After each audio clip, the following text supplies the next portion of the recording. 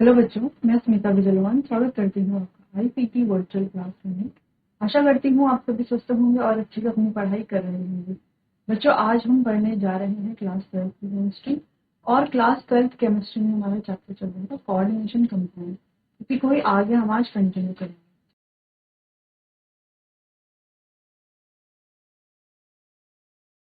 चलिए, तो जैसे कि आप जानते हैं, अपने लास्ट लेक्चर में हमने काफी सारे टॉपिक्स डिस्कस किए।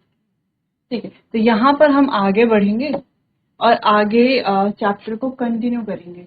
हम बात कर रहे थे लास्ट लेक्चर में एप्लीकेशंस ऑफ सीएफटी के बारे में। ठीक है, उन्हीं को आगे कंटिन्यू करेंगे। तो एक बार आप देख लीजिए चैप्टर में जो भी टॉपिक हमने कंप्लीट कर लिए। चलिए, तो सीएफटी के बारे में यानी कि क्रिस्टल फील्ड थ्योरी के बारे में हम बात कर रहे थे।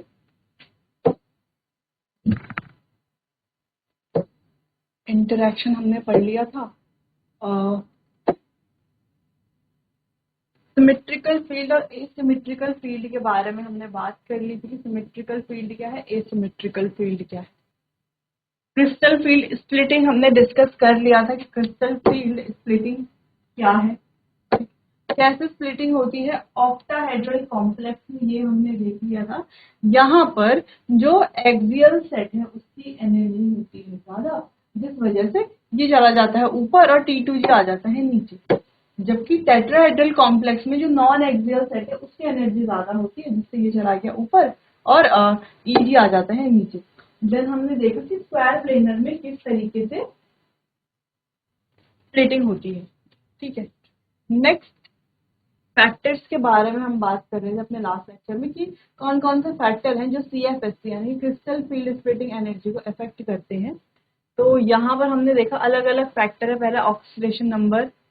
ठीक है, तो या हम बोल सकते हैं charge on central metal atom. CFSC directly proportional है charge of central metal atom, यानी कि जिसमें चार्ज ज्यादा होगा उसकी सीएफएससी भी ज्यादा होगी। चलिए, फिर हमने बात किया नेचर ऑफ लीगेंड, यानी कि स्ट्रॉन्ग फील्ड लीगेंड अगर हम देखते हैं तो स्ट्रॉन्ग फील्ड लीगेंड में जो सीएफएससी यानी क्रिस्टल फील्ड स्प्लिटिंग एनर्जी है वो ज्यादा होगी। और अगर हम बात करें वीक फील्ड लीगेंड की, तो वीक फील्ड लीगेंड में सीएफएससी कम होगी। नेक्स्ट हमने बात की थी जेड इफेक्टिव। जेड इफेक्टिव जो है वो भी डायरेक्टली प्रोपोर्शनल है सीएफएससी का। जेड इफेक्टिव बढ़ेगा तो सीएफएससी भी बढ़ेगी। और हम बात कर रहे थे कॉम्प्लेक्स की ज्योमेट्री की, जहां पर हमने देख लिया था स्क्वायर प्लेनर की ज्यादा होती है किससे, ऑक्टाहेड्रल से, और ऑक्टाहेड्रल की ज्यादा होती है किससे, टेट्राहेड्रल से। चलो, तो कुछ क्वेश्चन हमने यहाँ पर कर लिए थे। फिर हम सीएफटी के एप्लीकेशन के बारे में बात कर रहे थे। तो पहला बहुत इंपॉर्टेंट जो कि electronic configuration of central metal atom. तो सेंट्रल मेटल एटम का जो इलेक्ट्रॉनिक कॉन्फ़िगरेशन है। अब अगर हम देखें यहाँ पे इलेक्ट्रॉनिक कॉन्फ़िगरेशन भी किस पे डिपेंड करेगा, लीगेंड पर डिपेंड करेगा, है ना। अगर हमने स्ट्रॉन्ग फील्ड लीगेंड लिया है तो गैप ज्यादा होगा, यानी कि सीएफएससी ज्यादा होगी। और अगर हमने वीक फील्ड लीगेंड लिया है तो गैप कम होगा, है ना, सीएफएससी कम होगी। तो वो डिपेंड करता है इलेक्ट्रॉनिक कॉन्फ़िगरेशन पे।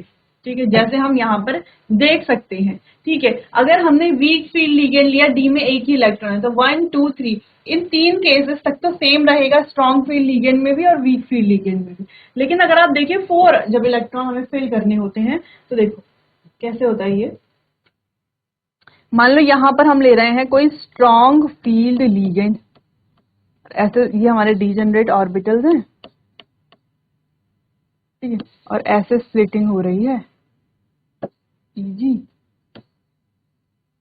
और ये हमारा T2G। और मान लो यहाँ पर हमने लिया है कोई वीक फील्ड लीगेंड, यहाँ पर स्प्लिटिंग हो रही है।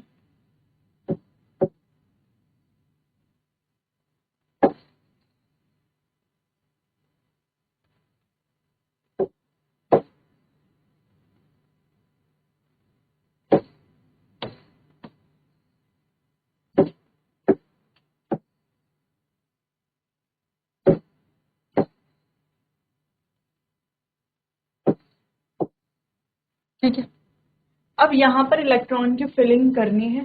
देखो, जब एक एक इलेक्ट्रॉन फिल करना है तो स्ट्रॉन्ग फील्ड लीगेंड में यहाँ पे ही आएगा पहला इलेक्ट्रॉन, वीक फील्ड में भी यहाँ पे आएगा पहला इलेक्ट्रॉन। दूसरा इलेक्ट्रॉन फिल करना है तो दोनों फील्ड में यहीं पर आएंगे। तीसरा इलेक्ट्रॉन फिल करना है तो यहीं पर ही आएंगे। क्लियर है। चलो यहाँ तक तो समझ में आ रहा है। लेकिन जैसे ही हमें चौथा इलेक्ट्रॉन फिल करना है तो वीक फील्ड लिगेंड में पेयरिंग नहीं होती है, जिस वजह से, क्योंकि गैप कम है ना। देखो स्ट्रॉन्ग फील्ड लिगेंड में इनके बीच में क्या है, गैप ज्यादा है, गैप ज्यादा है, जिससे कि जंप नहीं करेंगे, वहीं पे क्या हो जाती है, पेयरिंग हो जाती है। क्योंकि यहाँ पर क्या है, गैप कम है, ठीक है, तो ये क्या कर सकते हैं, इजिली एक्साइट हो सकते हैं, इजिली जंप कर सकते हैं। तो यहाँ पर चौथा इलेक्ट्रॉन आएगा यहाँ पर, जबकि यहाँ से चौथा इलेक्ट्रॉन आएगा यहाँ पर। क्लियर है। चलो फिफ्थ इलेक्ट्रॉन फिल करते हैं, तो यहाँ पे तो फिफ्थ इलेक्ट्रॉन आएगा यहाँ पर एनर्जी गैप कम होने की वजह से, और फिफ्थ इलेक्ट्रॉन आएगा यहाँ पे एनर्जी गैप ज्यादा होने की वजह से। सिक्स इलेक्ट्रॉन फिल करते हैं। अब देखो सिक्स इलेक्ट्रॉन कहाँ पर आएगा, यहीं पर ही आएगा, तो ये आ गया सिक्स इलेक्ट्रॉन, जबकि यहाँ पर सिक्स इलेक्ट्रॉन आएगा यहाँ।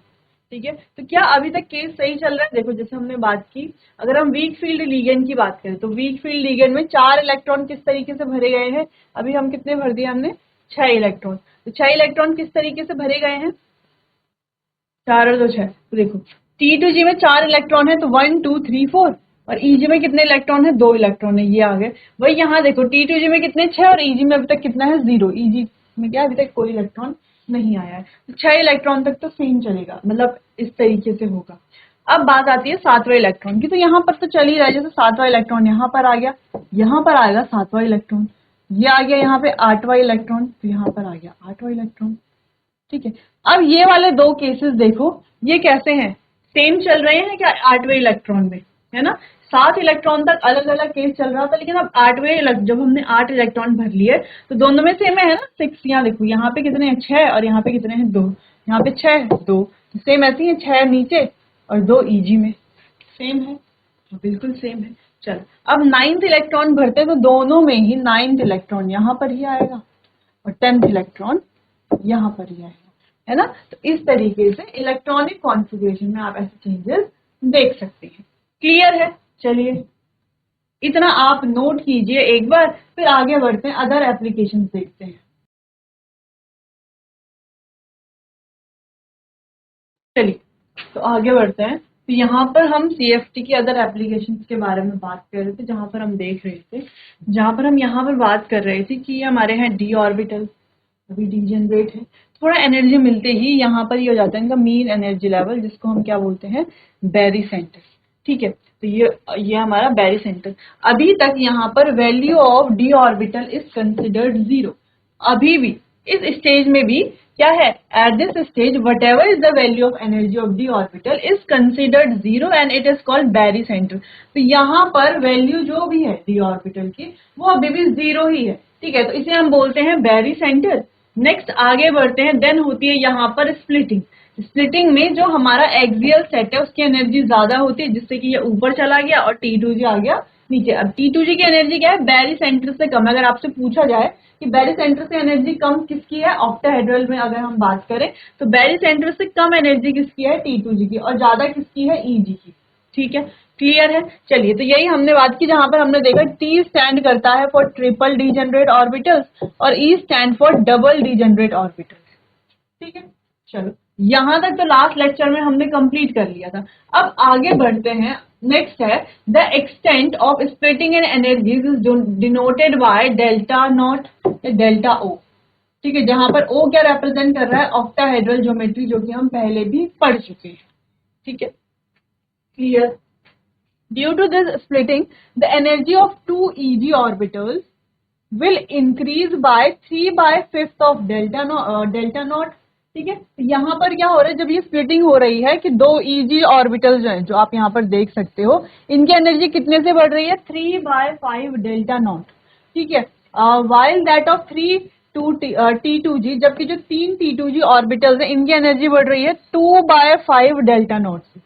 डिक्रीज हो रही है किससे, सॉरी डिक्रीज हो रही है 2/5 डेल्टा नॉट से। यहाँ पर एनर्जी बढ़ रही है 3/5 डेल्टा नॉट से, जो कि किसके बराबर है, जो कि बराबर है 6 DQ। और यहाँ पर एनर्जी कम हो रही है 2/5 डेल्टा नॉट से, जो कि बराबर है 4 DQ के। टोटल कितना होता है हमारे पास, 10 DQ डेल्टा O। ठीक है, चलिए नेक्स्ट पॉइंट है the magnitude of crystal field splitting depend upon the field strength of the ligand and charge on the metal ion. किस पर डिपेंड कर रहा है? मैग्नीट्यूड क्रिस्टल फील्ड स्प्लिटिंग का डिपेंड करता है फील्ड स्ट्रेंथ, लिगेंड की जो फील्ड स्ट्रेंथ है उस पर, और charge on the metal ion, और मेटल आयन पर जो चार्ज है उस पर डिपेंड करता है। क्लियर? अगला है strong field ligand cause large splitting. अच्छा, अगर लिगेंड स्ट्रॉन्ग फील्ड है तो यहाँ पर लार्ज स्प्लिटिंग होगी, and weak field ligand cause small splitting. ठीक है, अगर स्ट्रॉन्ग फील्ड लिगेंड है, ये सारे पॉइंट्स हम वैसे तो पढ़ चुके हैं, जो भी हम यहाँ पर देख रहे हैं सारे पॉइंट्स को हमने एक एक बार डिस्कस किया हुआ है। ठीक है, लेकिन यहाँ पर लिखे हुए हैं पॉइंट वाइज, हमने लिखा नहीं, हालांकि डिस्कस हमने कर लिया, पढ़ लिए थे सारे पॉइंट। ठीक है, चलिए, तो यहाँ से आप नोट कर सकते हैं स्ट्रॉन्ग फील्ड लिगेंड है अगर तो लार्ज स्प्लिटिंग होगी, अगर वीक फील्ड लिगेंड है तो स्मॉल स्प्लिटिंग होगी। क्लियर है? नोट कीजिए इतना।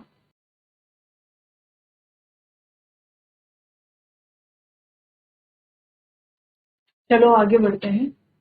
assigning electrons in the d orbital of metal ion in the octahedral coordination and titles। चलिए, तो यहाँ पर आगे बढ़ते हैं। The first three electrons will occupy low energy T2g orbital according to above principle and Hund's rule, but the fourth electron have two paths to follow। तो simple सी बात है कि पहले तीन इलेक्ट्रॉन जो कि हम अभी डिस्कस कर चुके हैं, पहले तीन इलेक्ट्रॉन तो यही आएंगे। ठीक है, चाहे किसी पे भी हो, पहले तीन इलेक्ट्रॉन यहीं पर ही आएंगे।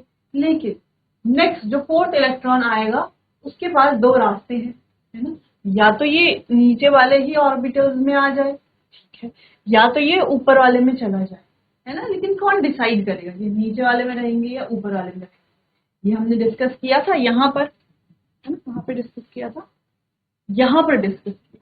ठीक है, तो जब तीन इलेक्ट्रॉन तक तो सेम है, लेकिन जब चौथा इलेक्ट्रॉन होगा तो ये एक जो यहाँ पर देखो चौथा इलेक्ट्रॉन ई में चला गया, जबकि यहाँ पर चौथा इलेक्ट्रॉन T2g में ही रह गया, क्योंकि यहाँ पर Eg में चला गया। तो ऐसा क्यों हुआ?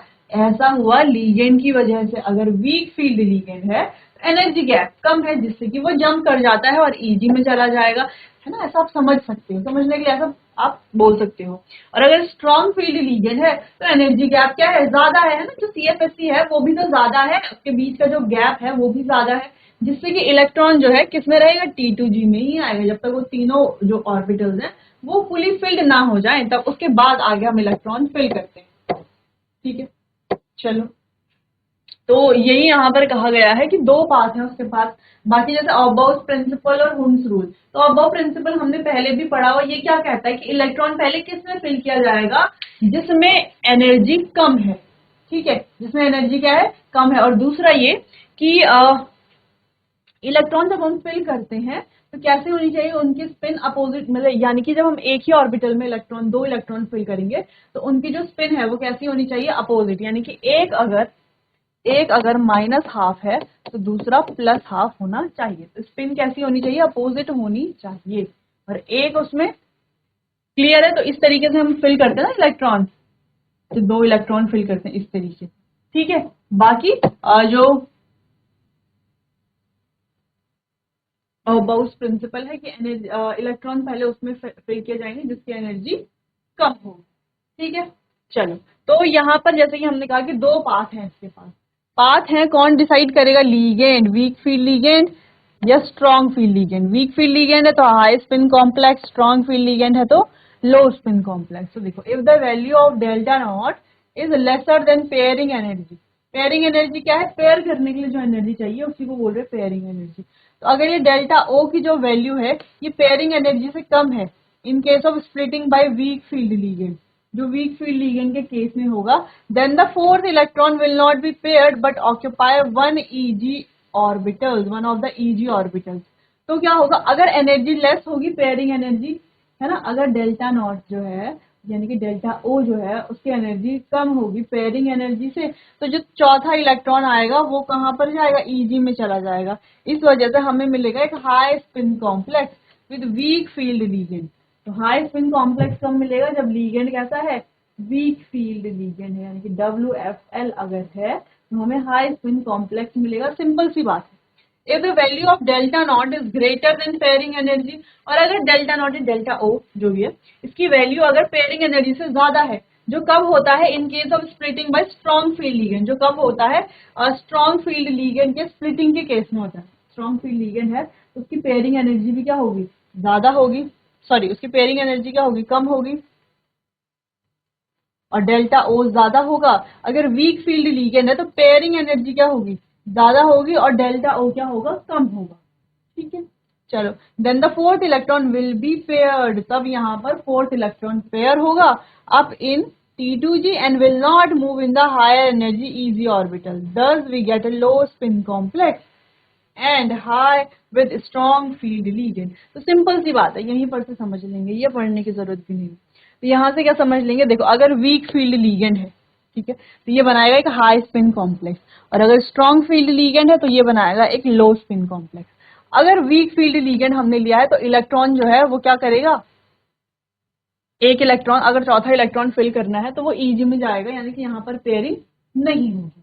ठीक है, और यहाँ पर एनर्जी क्या है, ज्यादा है किसकी, ये जो पेयरिंग एनर्जी है वो क्या है, ज्यादा है डेल्टा नॉट से,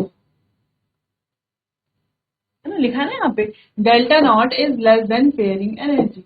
डेल्टा नॉट क्या है, या डेल्टा ओ क्या है, पेयरिंग एनर्जी से कम है, जबकि दूसरे केस में क्या है, delta o is greater than pairing energy. Delta o क्या है, ग्रेटर है पेयरिंग एनर्जी से। ठीक, डेल्टा ओ जब ग्रेटर है तब यहाँ पर इस तरीके से जैसे आप देख पा रहे हो ऐसे पेयरिंग होगी। ठीक है, जैसे यहाँ पर हो रही है पेयरिंग, इलेक्ट्रॉन की पेयरिंग। ये पेयरिंग किस वजह से भी हो रही है, स्ट्रॉन्ग फील्ड लिगेंड की वजह, है ना। अब आप कहोगे कि डेल्टा नॉट और इसकी वजह से पेयरिंग हो रही है, तो ये भी ग्रेटर किसकी वजह से, लिगेंड की वजह से ही तो ग्रेटर है। ठीक है, क्लियर है। चलिए, तो ये इंपॉर्टेंट पॉइंट था, इसको आप देख लीजिए एक बार, फिर आगे बढ़ते हैं।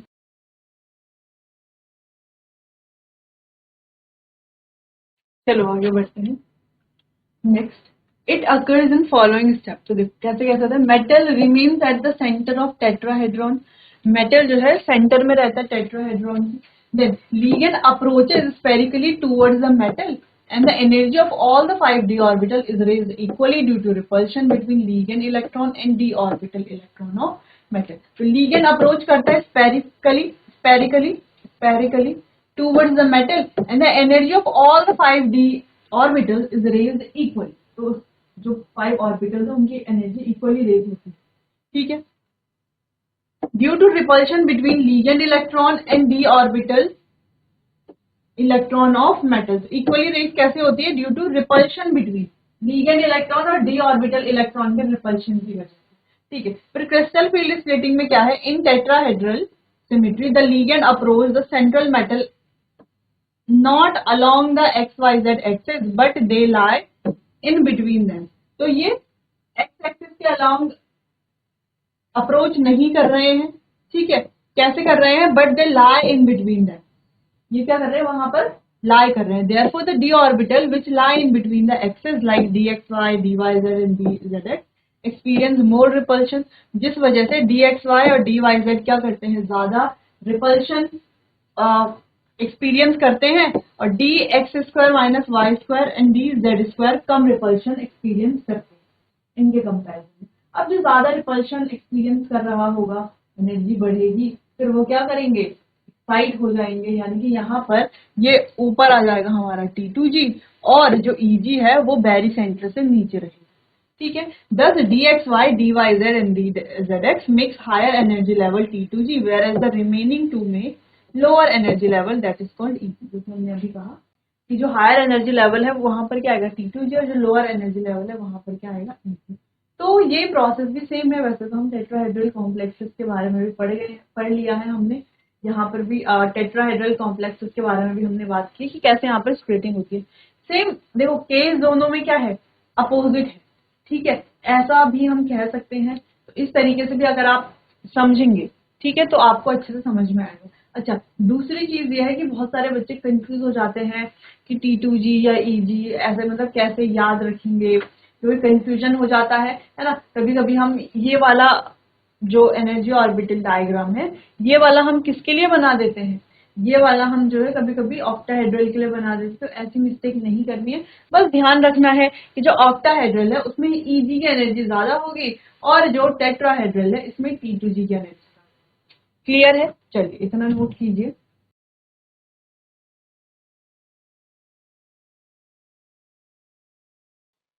चलो आगे बढ़े। दस tetrahedral splitting is the reverse of octahedral complex. तो देखो हम जैसे हम बोल ही रहे थे कि दोनों क्या एक दूसरे के अपोजिट है, यहाँ हम बोल सकते हैं कि रिवर्स है जो टेट्राहेड्रल है वो ऑक्टाहेड्रल के रिवर्स है।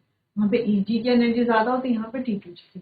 The crystal field splitting energy in tetrahedral complex is denoted by delta T and it is smaller than CFSE in octahedral complex. तो ये क्या है, कम होती है। जैसे हमने बात की सबसे ज्यादा square planar, then octahedral, then tetrahedral. तो ये केस जो हम पहले भी डिस्कस कर चुके हैं।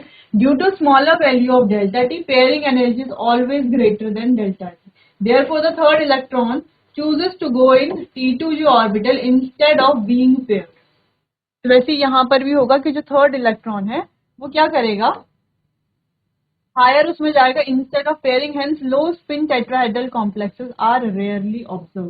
तो हमारे पास जो लो स्पिन टेट्राहेड्रल कॉम्प्लेक्सेस है वो बहुत रेयरली ऑब्जर्व किए जाते हैं। जबकि ऑक्टाहेड्रल के केस में हमने क्या देखा था, ऑक्टाहेड्रल के केस में हमने देखा कि लिगेंड पर डिपेंड कर रहा है हाई स्पिन भी और लो स्पिन कॉम्प्लेक्स। ठीक है, जबकि टेट्राहेड्रल में लो स्पिन कॉम्प्लेक्स रेयरली ऑब्जर्व किए जाते हैं।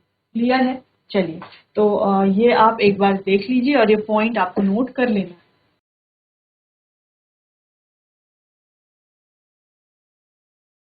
तो चलिए बच्चों, आज के लिए इतना ही। मिलते हैं अपने आने वाले अगले सेशन में। तब तक के लिए आपका बहुत बहुत धन्यवाद।